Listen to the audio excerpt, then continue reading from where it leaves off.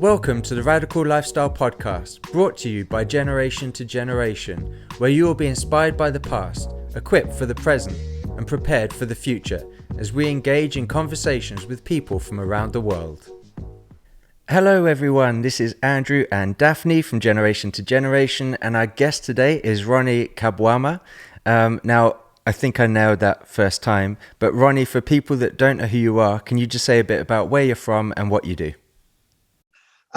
Thank you so much for hosting me, the Kirk family. And I am Ugandan and right now residing in Kenya doing ministry, for the Kingdom Cause. And I was born and raised in Uganda, Kampala to be specific. And that's all for my introduction. And if I can give a brief of myself, a brief background of myself. I am born with other 5 siblings, and I'm the firstborn. And my father, I didn't see him. He died of HIV and AIDS when I was 1 year old. And in 1998, our mother also passed on.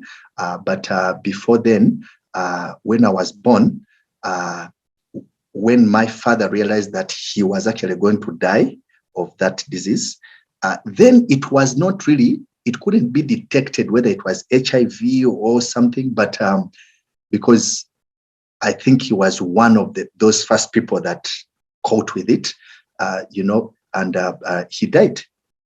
So I went to live with my grandmother, and after about 5 years there, my mother came for me because she had gotten married to another man, and from whom she bore other 5 children.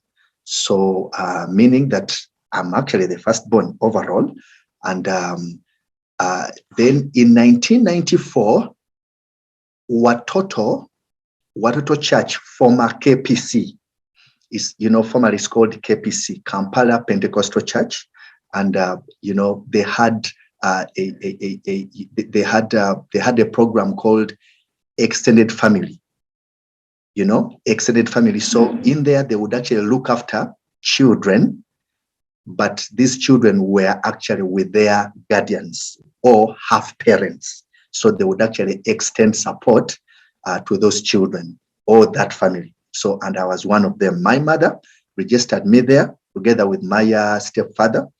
So after about 4 or 5 years, in 1998, my mother then now passes on.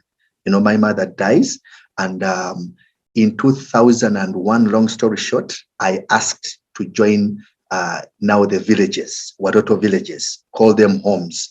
So in that home, there was 1 mother and 8 children. So I was able to go to school.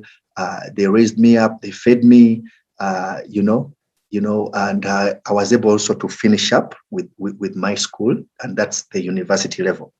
So after university, I was able now to start traveling with the Watoto Children's Choir, which was also a program that, children would go abroad and, raise hope, take hope there. So it wasn't really a story of pity and sad and all that stuff, though the stories of the children would mean that, but now there was hope because again, at least they could travel, they could tell their stories, they could tell, how now they were in Watoto now, after now crossing over, from sadness to happiness.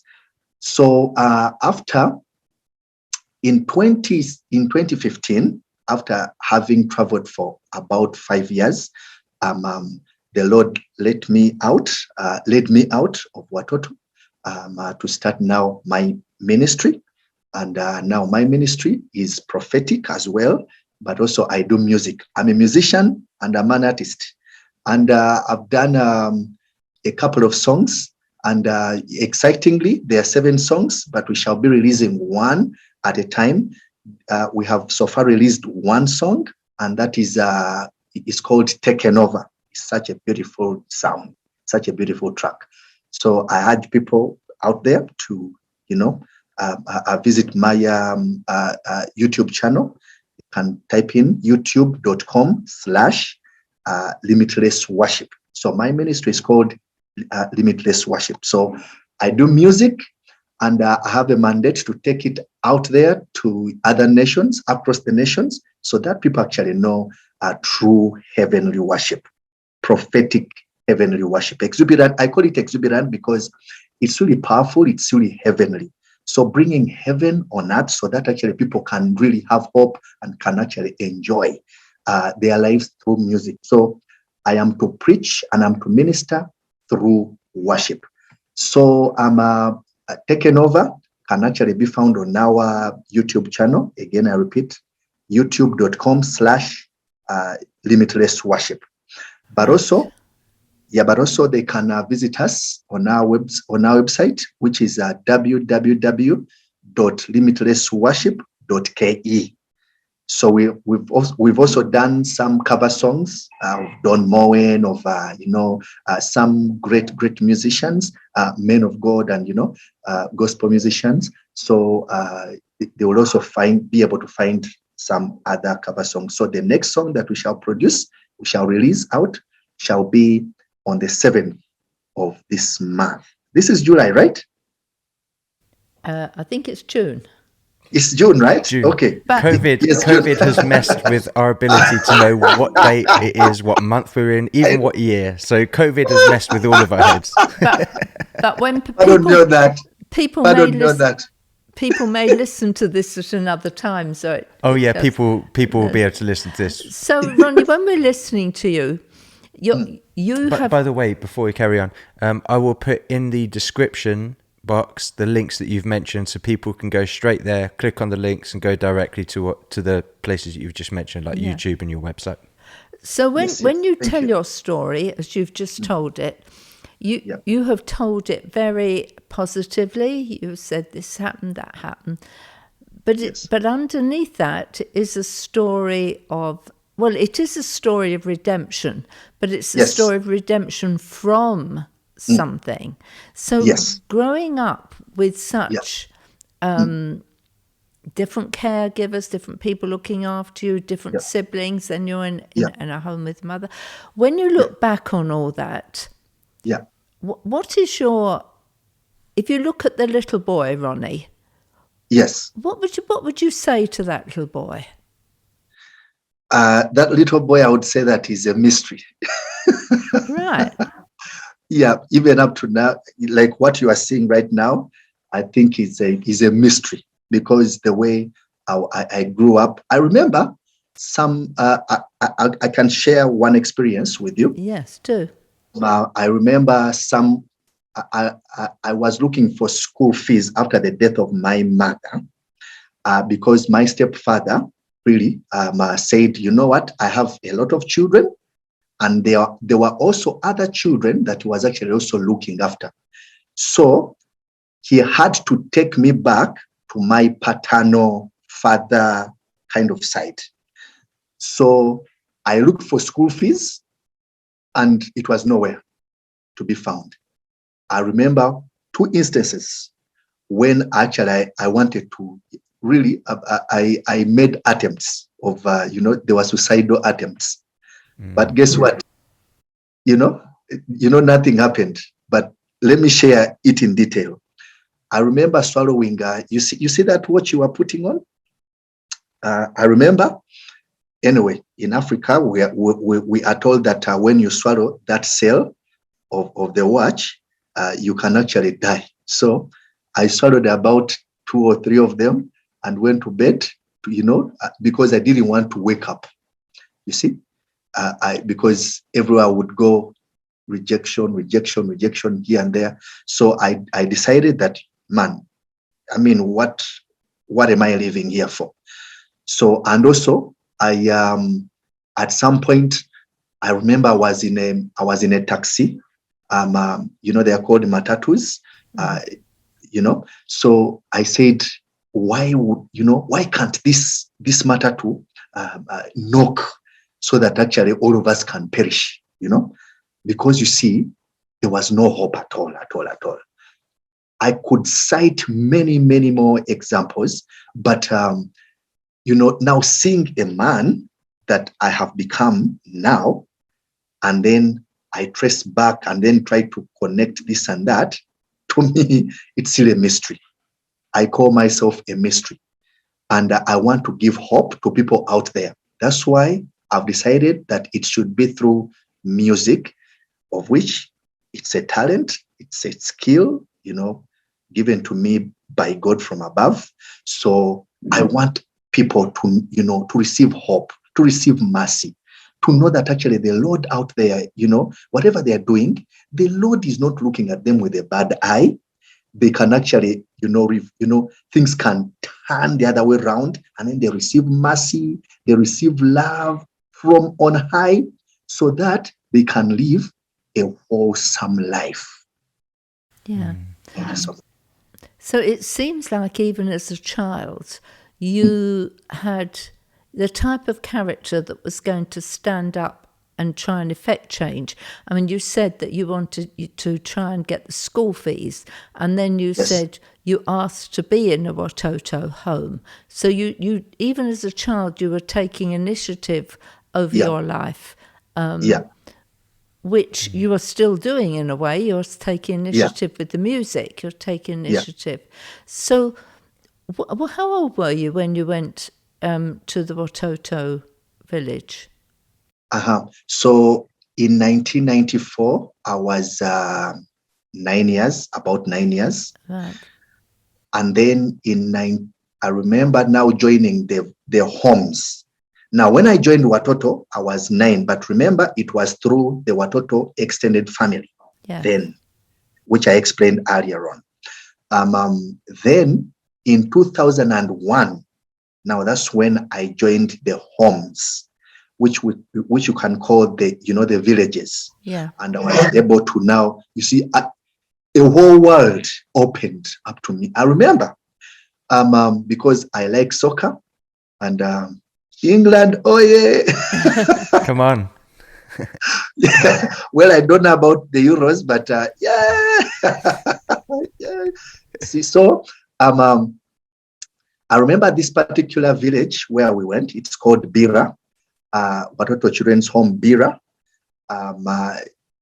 There is a swamp, from up here, you could see a swamp down. So in my mind, I thought, wow, this is a field already. So I was like, I'm going to play a lot of football. So, but then later on, I realized, oh, this is actually a swamp. So there was a whole world of me that opened up. There was hope. I could see, I could interact with, other children, which before I couldn't, because I think I lived kind of an isolated, life after the death of after the passing on of my mother. And, I had 3 meals a day. 3 meals a day. Okay, to me, that was more like, wow, you see? And I was not missing out on anything. So to me, Watoto was this other place that opened up another hopeful world, which before was suffocated by this and that, by sad moments, by all that. But you see, going forward, I want to tell people out there that even when they are at the edge, it is not the end of it. They should just raise a little hope in their hearts, and then they will see another world opening up. Before I went to the villages, I remember one thing.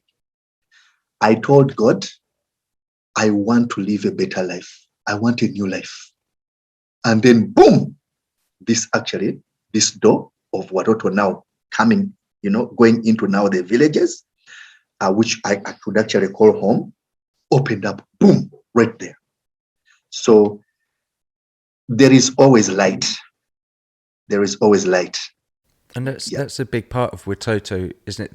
Their vision is to see the next leaders of Uganda and nations raised up from their villages.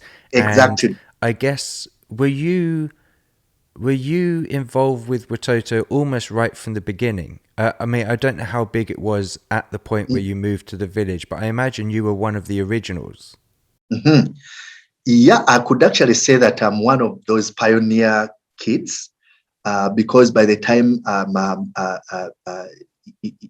the time I joined in 2001, now fully joined, there were not so many children, and Watoto then had not also yet extended its homes. There were quite a few homes here and there, but now when you go there, I mean, there are numerous homes. There are, it is quite a big number of homes and quite a huge number of kids, that are being looked after. Yeah. And I should say that I'm actually one of the pioneers. Yeah. It all started with reaching these children like yourself that were affected by AIDS. And then they expanded that even into Gulu and helping to rescue children that were involved with being child soldiers. Could you maybe talk a little bit about that as well? And then I'll ask another question after that. So your question is who started it? No, could you talk a little bit about the Gulu part as well and the children that are being rescued from there? Okay, yeah, of course, the Gulu stretch is really a place that really went through a huge turmoil, political turmoil. It was war, like civil war. So a lot of children died, a lot of people died, mothers and fathers dying and leaving children behind. So these children actually became child soldiers, and that was the way to go, because they had actually to look for food themselves. And it was a devastated kind of place. So Watoto to step in, of course, there was hope when they went there with the church. And through that church, now children were able to be traced, to be given hope, to be given homes. First of all, I was going to use Swahili. I was going to say kwanza. Kwanza to mean first of all. Pardon me on that. So, having gone through that political turmoil as children in that area called Gulu, but also in the surrounding, surrounding areas. Also, it actually also stretched into the northern, southern Sudan, because it went on like that, farther north. But what, I would call it the war effects.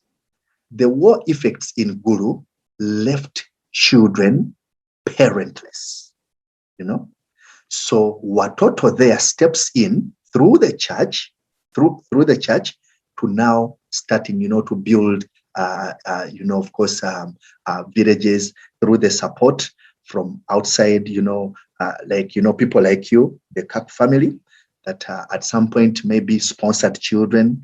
And, what you did was actually now to bring hope back into that place, to bring sanity back into that place. Of course, the rebels were pushed away. And right now, as we speak, Watoto is one of those places. Places that, that started to bring hope in that place called Gulu. But of course, with the support from the government here and there, and, they were able now to call Gulu once again home. That's what I can say about it. Yeah. One of the things that, for anyone that's seen a Watoto choir or a choir from Gulu that travel around the world, raising awareness of what's happening to raise support, to be able to help support the work, one of the first things you'll notice is all of the smiles all over the children's faces. Then you might see them all smiling all the time, and then you hear their stories, even like you shared your story, your background. You would have been one of those children sharing your story of how you lost your parents to AIDS. And you start to hear these stories. You hear the stories of the kids in Gulu who've been rescued from being child soldiers, even have children standing next to other children whose parents killed their parents. Or even the child may have killed their parents. And you hear these stories and they're all smiling, they're all friendly with each other. And it's like, how do you go through such traumatic experiences as children and yet have such big smiles on your faces? And it's not fake. Like, it's not fake. It's genuine. Like, can you speak to that? How do you see these children, even people like yourself, going through such difficult backgrounds, but they're yet being filled with such joy out the other side of this? Can you speak about that? Yeah, of course, the transition is through, knowing Christ, because you see, Christ is the hope of the world. And once someone actually, comes to that place, even when they are children, and then they find a platform that gives them a chance to know Christ. I think to me, that's the beginning of all things. But of course, Africa is different. In Africa, you'll actually find that amidst all that, a child will find, will find a place of joy. You see, amidst all that, because in Africa we are just joyous people. Despite all, we are just happy people. We dance, we run, we can create something out of anything. We can create joy out of anything, despite. You'll be surprised that even during the war in Gulu, kids, you'd see some kids trying to play around, run, chase after, each other. But you see, I think to me, the bottom line is actually Christ. Because let me use an example of Watoto. It lays that foundation of the Christ atmosphere. So wherever Christ is, Scripture says that, where the Spirit of God is, there is freedom. You see, now it all begins from that place. So I think when they find that atmosphere already laid, it's just boom. Just like me, I gave you my own example. When I stepped in the village, all you could sense was actually Christ atmosphere. You could not say that it was actually Christ, but already it's there. You can sense a new atmosphere. So with those two things, Africa being Africa, and that Christ foundation and atmosphere, I think, boom, hope and joy and peace and all jolly around here. People often quote the scripture that says, people often say to other people, you must have faith. You need to have faith for this, faith for that, and faith for the other. And and you have mentioned the word hope numerous times. And I think often when people are talking about faith, they're actually missing the root of faith, because it says faith is the evidence of things hoped for. So when hope is taken away, it's like the very foundations, the very root of everything comes falling down. You can't have faith without hope. And people say there's no hope of a family, or there's no hope of healing, or there's no hope for finances. So hope is pulled away. And it's just really inspiring to hear you talk over and over again about hope. Thank you. How old were you when you ended up touring with the choirs? You were one of the people that helped to lead those tours. How long did you do that for? I did that for 5 years, from 2010, because that's when I started to practice and all that. And then I started to travel in 2011, but altogether I can say started from 2010 to 2015. So 2010, of course, we came to England. 2011 came to England. 2012, England again. That's me. And 2013 went to Australia and Singapore, Australia and some parts of Asia. That's Singapore, Malaysia, and Hong Kong. 2014 went back to Australia, and 2015 I ended up in US. But that's that was the east coast of it. So yes. And then what happened after that? is that when you then transitioned out of being with Watoto and started to launch your own thing? So now, while on my last tour in Brazil, I started having sensations of, I could see a man like Andrew Kirk, and all of a sudden, I could easily tell what they are going to do next. And, at some point, I could actually walk up to them and I'm like, is your name Andrew? And they would say, yes, my name is actually Andrew. That was actually in Brazil. So I realized that this was not, a life I've been living. So all of a sudden, something opened up, which I couldn't comprehend. I couldn't really understand fully. So on that particular tour, I remember we had traveled with a young man called Nathan. He was also one of the adults. I was singing alongside him. We were singing together as the two gentlemen alongside the children. So I tried to explain these things to him, and he said, but before I go any further, I realized that maturity in the Lord goes beyond just years, being a Christian or being a Christian for 50 years and all that. It goes beyond that. It's actually based on experiences that you've actually had with the Lord. And, all this, because I've seen a lot of, Christians, they are old, but you can sense that there are certain things here which are amiss. So then I was 28 years. That was in 2015.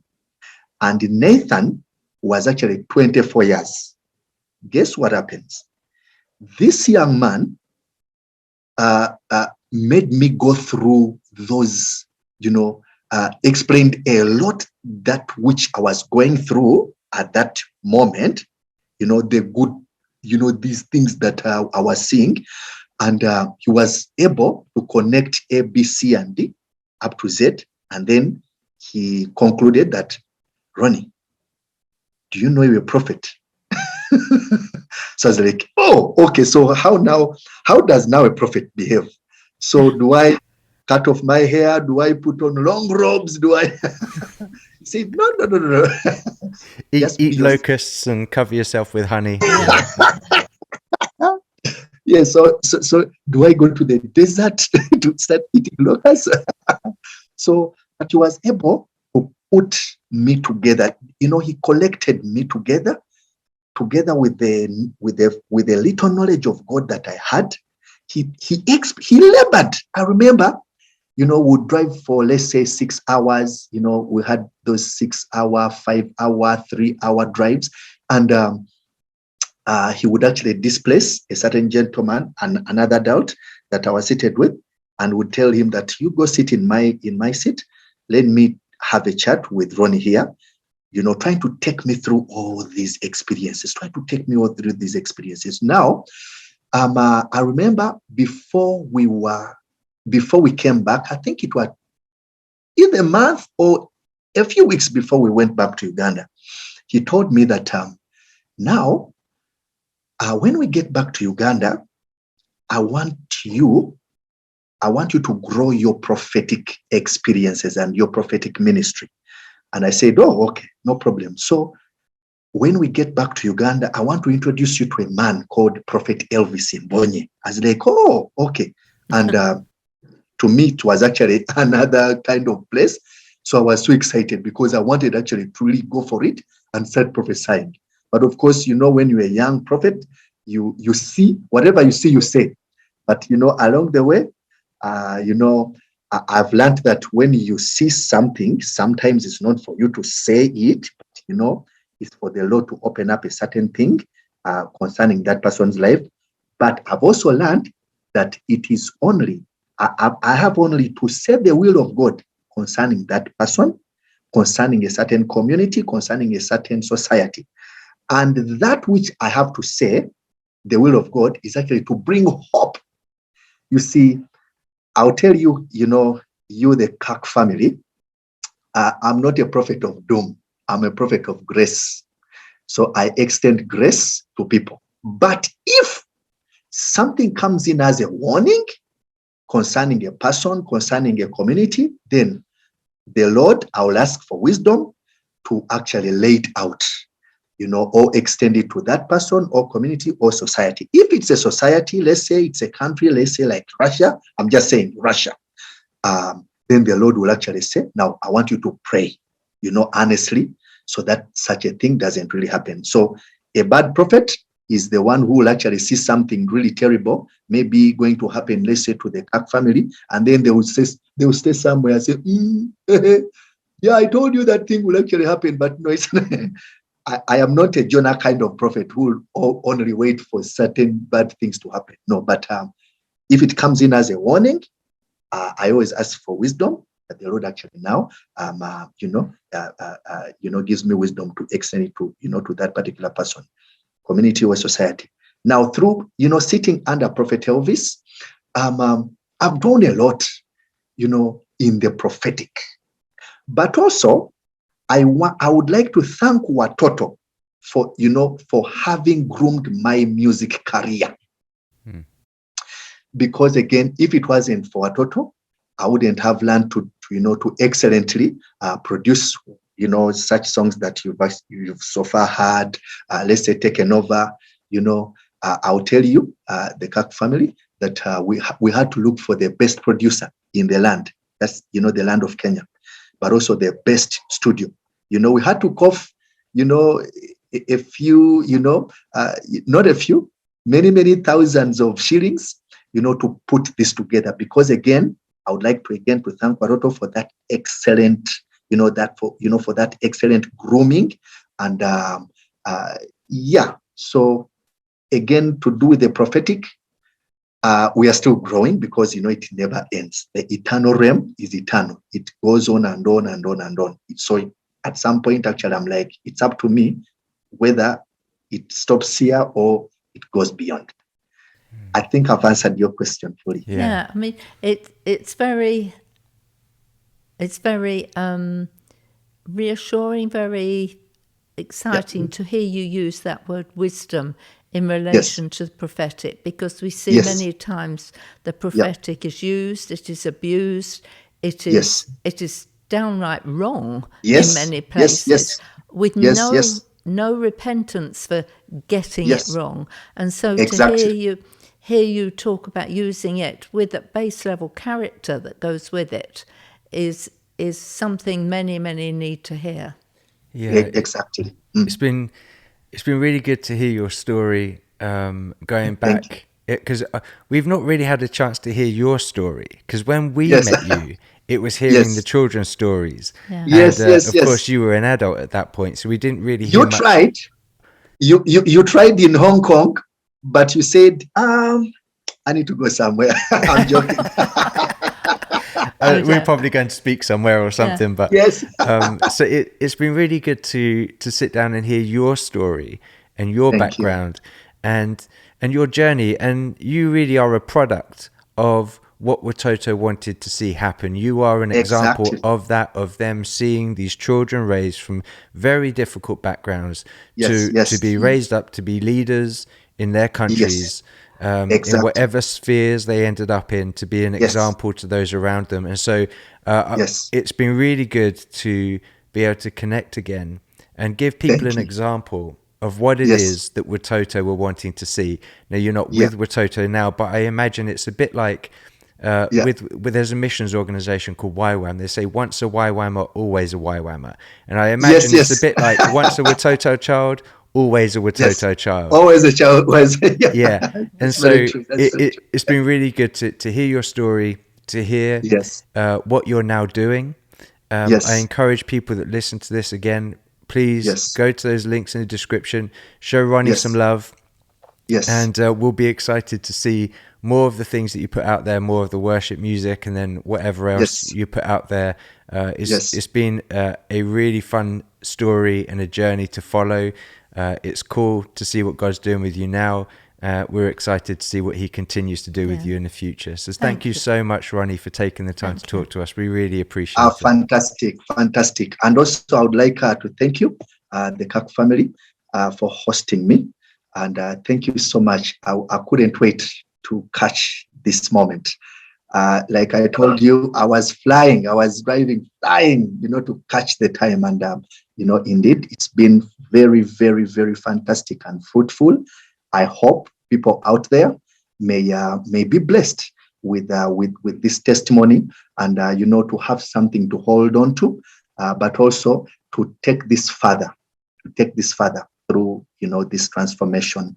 And, so again, I would like also to give people an opportunity, if they want, I hope so, to be able to support, the work of God in me. Again, they can actually go to my website. That's www.limitlessworship.ke, not .com, but .ke.